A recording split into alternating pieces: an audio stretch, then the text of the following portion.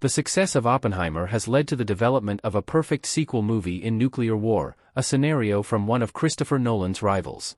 Nolan delivered arguably the biggest movie of 2023 with the release of his J. Robert Oppenheimer biopic.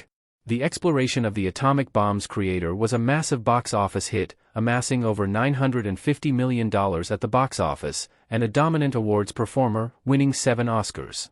With a film as successful as Oppenheimer, it would be typical for a sequel to come, even though there is no real way for Nolan to continue the story.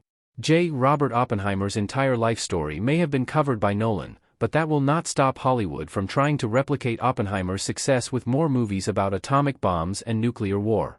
This has already been proven to be true with the announcement that Denis Villeneuve is developing a nuclear war movie based on Annie Jacobsen's book, Nuclear War, a Scenario, for Legendary Entertainment.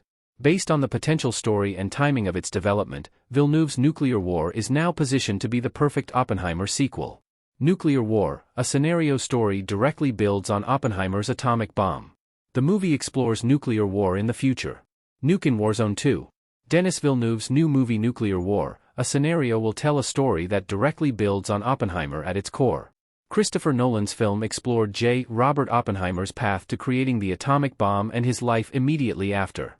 Oppenheimer's ending is based around J. Robert's warning of the power of the nuclear weapons he created and how dangerous they could be to humanity's future.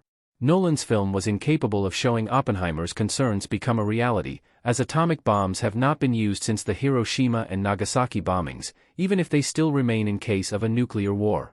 Nuclear War, a scenario story will bring Oppenheimer's worst fears to life. The book is about the beginning of a new nuclear war and what would happen if atomic bombs and nuclear warheads were used again. Jacobsen's non-fiction book creates its story based on information provided by military members and nuclear experts who know about response plans to a nuclear launch. This positions Nuclear War's story to follow the events of a nuclear World War III, showing how the weapons that J. Robert Oppenheimer helped create could destroy the world. Denis Villeneuve's Nuclear War could give J. Robert Oppenheimer a much worse legacy. The potential fallout of his creation will be shown. The development of nuclear war also means that the movie could provide an alternate portrayal of J. Robert Oppenheimer's legacy.